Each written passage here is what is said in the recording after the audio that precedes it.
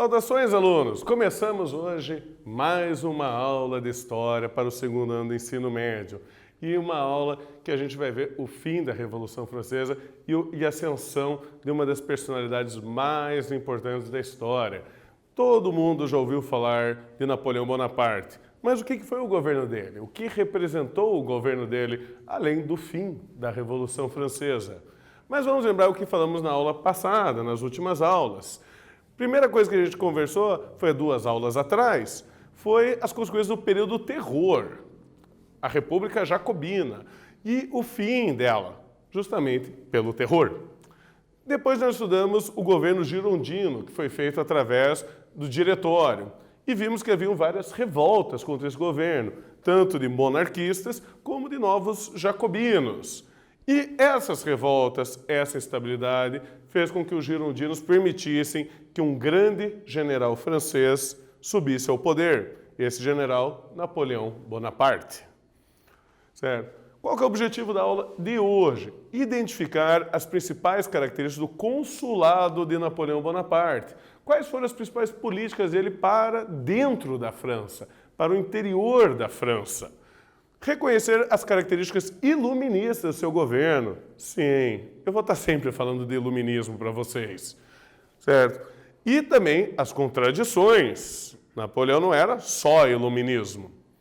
E o outro, contemplar a situação política que vai permitir o Napoleão Bonaparte acabar com o seu próprio consulado e criar o seu próprio império, certo? Mas vamos para uma problematização. E seguindo aí o movimento Vidas Negras Importam, que a gente já falou em outras aulas, eu trago para vocês mais uma estátua. Essa estátua aí é da primeira esposa de Napoleão Bonaparte. Essa primeira esposa de Napoleão Bonaparte, essa estátua aqui, ela foi derrubada no território francês do Caribe, justamente pela questão do Vidas Negras Importam. Agora me digam, qual que foi a importância de Napoleão Bonaparte para ter a esposa dele? A estátua da esposa dele ser atacada. Por que esse território francês teve a estátua de sua primeira esposa derrubada? O que ela tem a ver com o território francês no Caribe? Certo? E quais as consequências do governo de Napoleão para a França e para suas colônias, principalmente a colônia no Caribe? Certo? Vamos relembrar, o governo girondino era um governo impopular. As pessoas não eram a favor desse governo, embora ele mantivesse o poder, ele não era algo que o pessoal, de maneira geral, aprovasse. Certo? E o que eles procuraram? Algum herói que não agredisse a alta burguesia, seus direitos, seus privilégios, mas alguém que o povo também gostasse. Certo? E eles vão achar esse personagem num grande general militar francês, que é Napoleão Bonaparte, que era um cara cativante, bacana, herói de guerra, defendeu a França nos momentos mais cruéis das invasões de outros países, certo? E eles vão dar o poder para ele. Esse cara aí, o Napoleão Bonaparte, ele vai criar um novo sistema de governo, o consulado. Nova Constituição, novo governo. Vamos lembrar que já é a 4ª Constituição da França, desde que começou a Revolução em 1789. Em 10 anos, eles tiveram 4 constituições, 4 tipos de governo, certo? E eles vão conseguir o poder em 10 de novembro de 1799, com o auxílio de uma burguesia que vai apoiar ele, somado com a sua fama de grande general, certo? E defensor da Revolução Francesa. E ele vai estabelecer essa nova Constituição da França. Nela, ele vai declarar que seria um consulado em que o poder executivo seria feito por 3 pessoas, mas que, na verdade, só o primeiro cônsul que importa. E adivinha quem que era o primeiro cônsul? Napoleão Bonaparte. Quanto seria o tempo de governo dele? 10 anos. O cargo dele era de 10 anos. E ele vai vir para resolver todos os problemas econômicos da França, todos os problemas sociais da França. Como que ele vai fazer isso? Bom, internamente ele vai se usar muito do poder que ele tinha no exército. Ele vai tentar silenciar todos os seus adversários políticos. Como? Vai reprimir todos os movimentos monarquistas e republicanos. Ele vai atacar, vai mandar o exército prender esses movimentos. vai estabelecer censura aos jornais. Os jornais estavam proibidos de falar livremente. Daí você vai me dizer, professor, mas os filósofos iluministas não defendiam a liberdade de expressão? Defendiam. Percebeu a contradição do Napoleão? E ele vai confirmar a abolição dos privilégios da nobreza e do clero. A nobreza e o clero não teriam privilégios. Isso para agradar também um pouco a burguesia. Certo? E vamos para o nosso primeiro quiz da aula de hoje. Entre as medidas de governo de Napoleão Bonaparte em relação aos seus adversários, não podemos destacar A. Repressão e censura aos jornais. B. Perseguição a inimigos políticos. C. Abolição dos privilégios da nobreza. Ou letra D. Garantia da liberdade de expressão. Vocês têm uns minutinhos para pensar e já retornamos.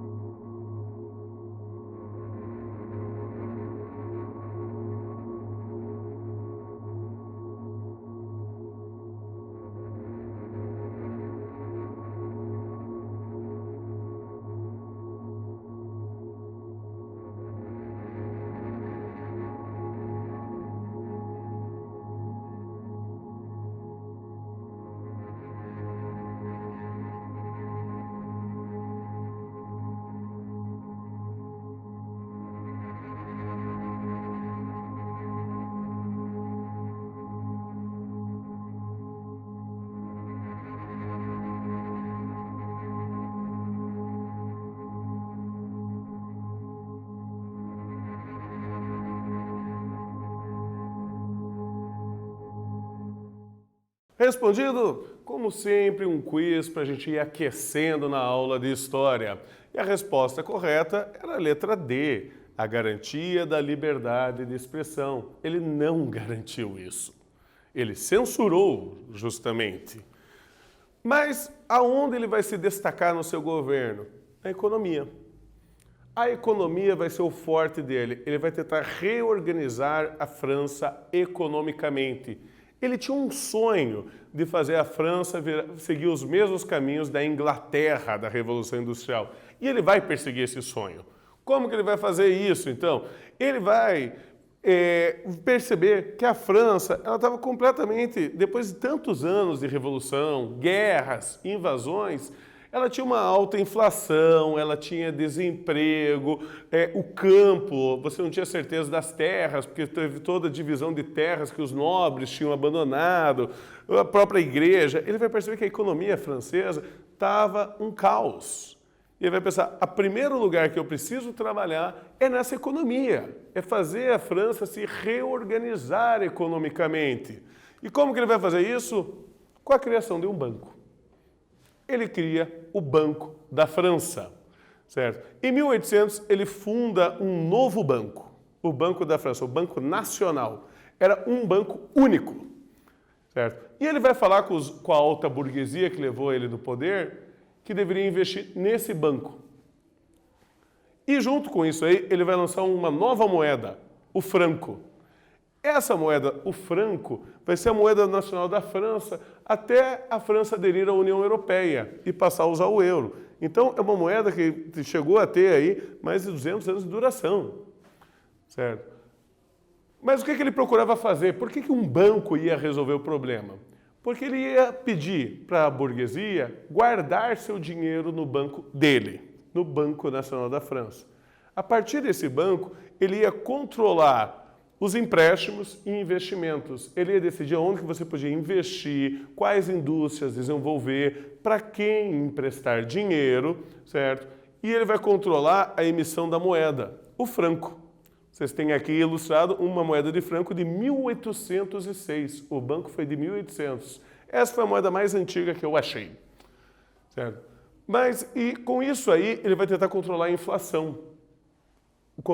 Controlar a emissão de moedas, quantas moedas tinham disponíveis no mercado, quantas moedas poderiam ser usadas, guardar a moeda. Com isso, ele procurava dar uma ordem econômica para a França.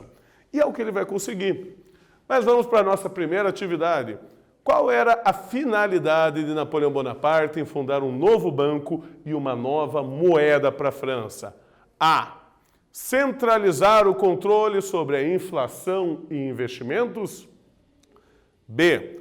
Desvalorizar a moeda da França para conseguir investimentos multinacionais.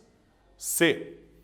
Acabar com as heranças do período jacobino da Revolução. Ou letra D. Se apropriar do dinheiro da população. Vocês terão uns minutinhos aí, já retornamos com a resposta.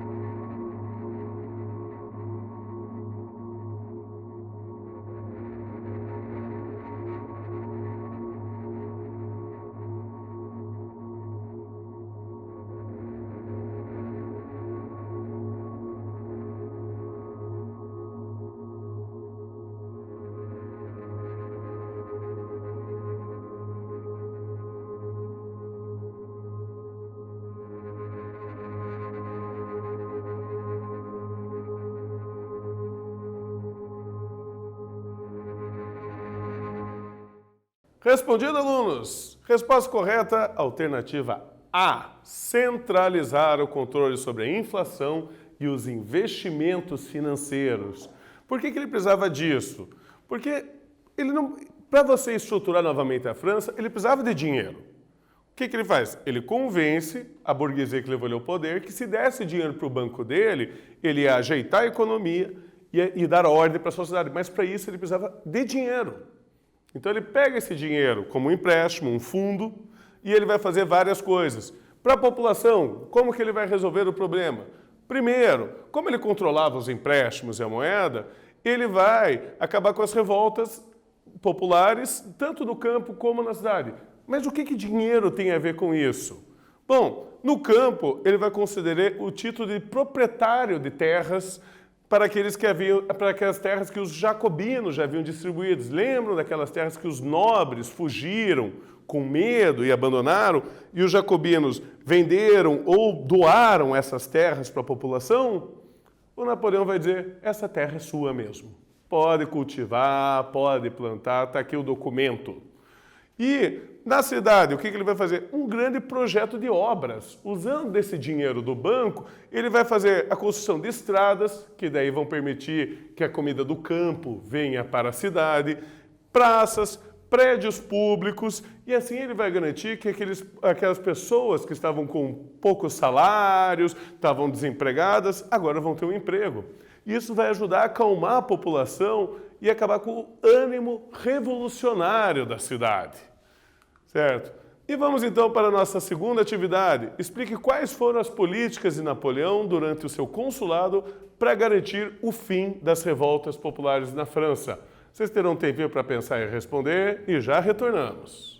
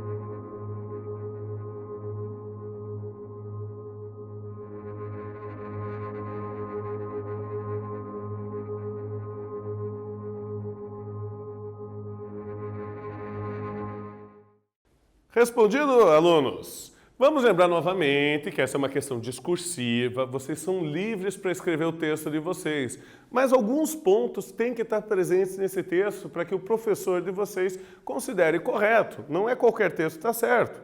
Você pode escrever livremente, mas essa pergunta tem um objetivo.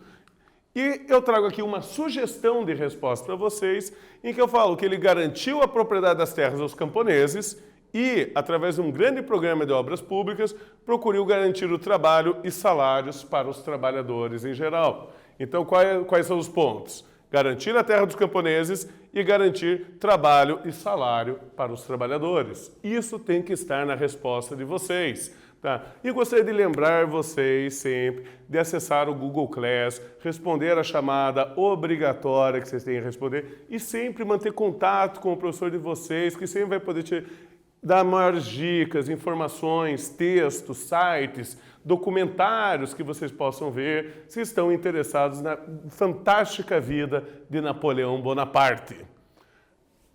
E o que ele fez para a burguesia, então? Ele já deixou a população feliz. E o que ele vai fazer para deixar os burgueses felizes?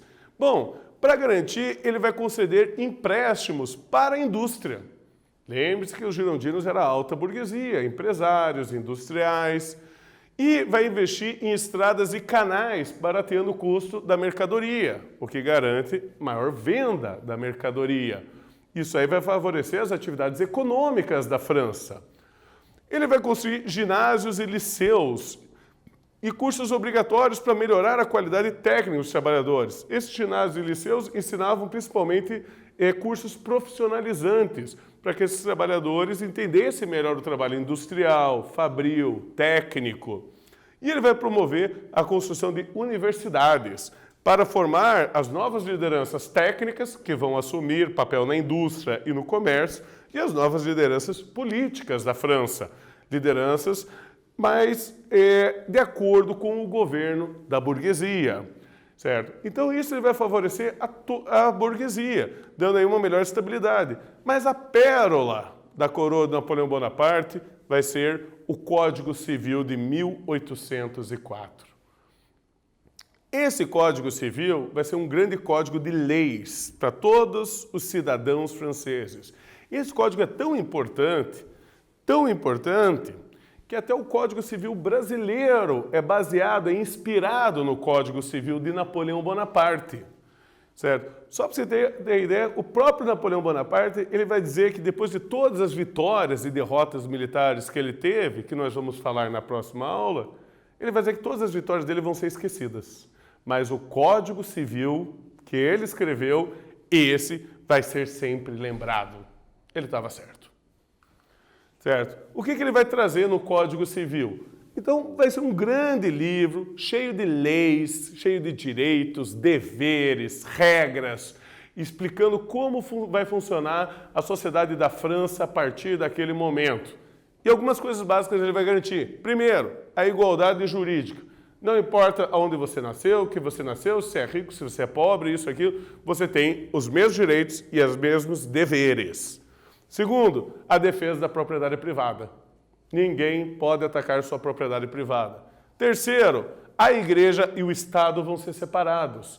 Tanto é que é nesse momento que ele vai criar o casamento civil e a certidão de nascimento civil. Antes era tudo religioso, era o documento da igreja, ele cria os documentos civis, que você registra em cartório.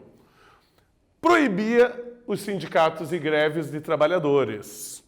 E também ele criava as chamadas sociedades anônimas, a sociedade de ações, que você compra na Bolsa de Valores uma parte da empresa, você pode investir nessas sociedades anônimas. São tudo criações que vieram com o Código Civil Napoleônico e que vão modernizar muito a economia francesa. Porém, o que ele vai trazer? Qual que é a crítica que a gente faz? É que ele era profundamente burguês. Ao defender a propriedade, proibir sindicatos, proibir greves, ele estava defendendo os trabalhadores ou ele estava defendendo os donos de empresas? Obviamente, os donos de empresas saíram com mais privilégios, inclusive até na construção de sociedades anônimas. Outra coisa, a mulher, ela tinha um papel secundário para o Código Napoleônico. Ela tinha o papel de obediência ao marido e de cuidado dos filhos sob o comando do marido. Inclusive, o Código Napoleônico, ele autorizava o divórcio. Mas só o homem podia pedir o divórcio, a mulher não. O homem podia, a mulher não. E o terceiro, o casamento dos filhos. Ele colocava também o filho sob o comando do pai.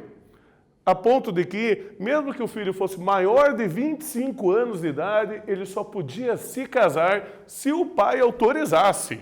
Mesmo que ele fosse maior de idade, tinha que ter autorização do pai, senão ele não podia se casar. Certo? E vamos para o nosso quiz. Entre as principais características do Código Civil Napoleônico, podemos destacar a igualdade de homens e mulheres perante a lei. B, a garantia de direitos trabalhistas. C, a submissão da Igreja ao Estado. Ou D, a garantia da propriedade particular. Vocês terão um tempinho aí para pensar, exercício simples, e já retornamos com a resposta.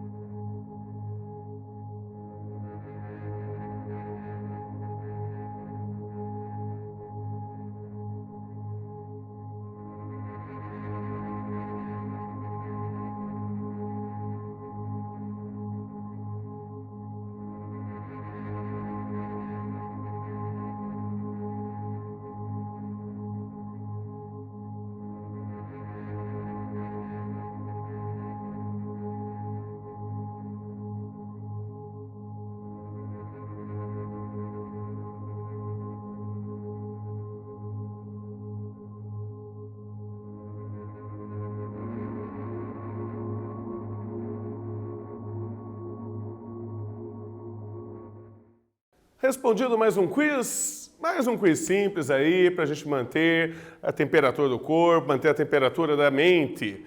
E a resposta correta era a letra D, a garantia da propriedade particular. Essa é a característica mais importante do Código de Napoleão.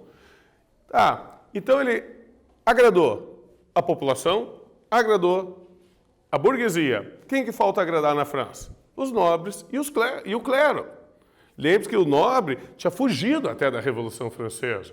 E lembra que o clero também foi atacado rigorosamente pela Revolução Francesa. E Napoleão, como um homem bastante sábio, ele vai também trazer esse pessoal para ele. Vai tentar fazer isso. Como que ele vai fazer?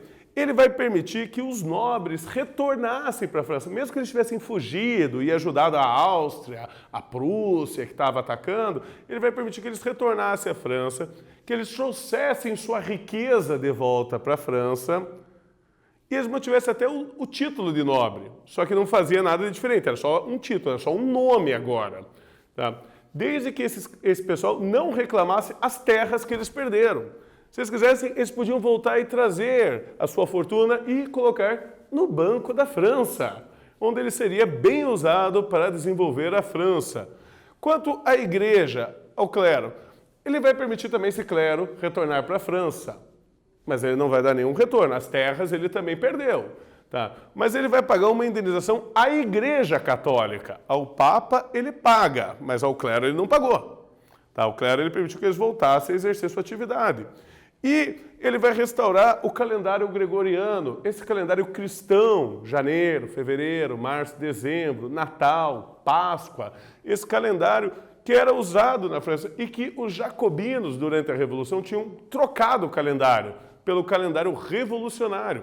Só para você ter ideia, no calendário da Revolução Francesa, o primeiro ano era o ano que iniciava a Revolução e não o ano que nasceu Jesus Cristo. Ele vai trazer esse calendário de volta para os franceses, certo? Com isso, ele vai agradar a igreja e vai agradar os nobres que podiam voltar para casa, certo? Popular, todo mundo feliz, o povo está feliz, a burguesia está feliz, os nobres estão felizes, o clero está feliz, está na hora de dar o golpe. E em 1802, Napoleão Bonaparte ele convoca um plebiscito. A pergunta é simples. Você quer que Napoleão Bonaparte governe a França para o resto da vida dele? Sim ou não? E com esse plebiscito, ele vai garantir o seu governo até a morte. Lembra que no começo era só 10 anos, agora ele governa até morrer. E para salvar a República de novas ameaças? Bom, em 1805 ele faz mais um plebiscito. E nesse plebiscito ele pergunta se para salvar a República ele deveria declarar o Império e ser coroado imperador. Com 60% de votos favoráveis, ele foi considerado imperador. Agora o cargo dele era até ele morrer, e quando ele morresse, passava para o filho dele, ou seja, uma nova realeza na França, certo? E aí ficamos com a contradição de Napoleão. Ele era um republicano, ele era um revolucionário, ele era um monarquista, ele era um tirano. Ele vai ter um monte de contradições ao longo da carreira política dele. E aqui eu trago algumas das considerações para vocês, que é esse pequeno pedaço de texto, que é a terceira sinfonia de Beethoven, chamada Heróica. Beethoven viveu na época do Napoleão Bonaparte, e o Beethoven gostava da Revolução Francesa. O nome da sinfonia era Heróica. Aqui, nesse quadro, está escrito que foi dedicada ao grande, e está tudo rasgado. Estava originalmente escrito Napoleão Bonaparte, mas quando Napoleão se declarou imperador da França, Beethoven se revoltou com ele, pegou a própria partitura e rasgou ela, tirando o nome de Napoleão Bonaparte, aquele nome que ele havia homenageado e considerado uma pessoa heróica, certo? Então, Beethoven se decepcionou. E vamos para mais uma atividade. Muitas políticas implementadas durante a era napoleônica destruíram de vez as bases de sustentação do antigo regime absolutista. Entre essas políticas estava A. O Código Civil Napoleônico, B. A Lei da Guilhotina, C. A Magna Carta ou D. As Leis Filipinas. Um tempinho para vocês pensarem e já retornamos.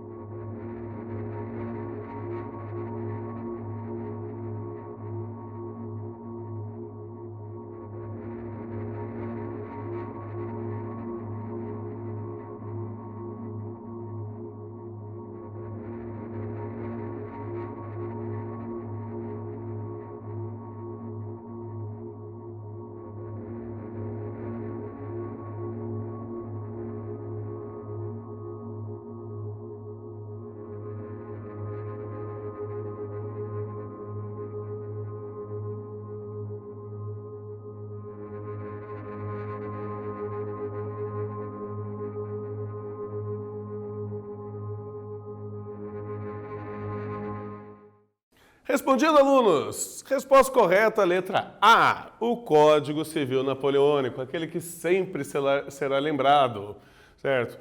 Então, o que nós estudamos na aula de hoje? As principais medidas políticas e econômicas de Napoleão Bonaparte para reorganizar a França, ajeitar a economia francesa.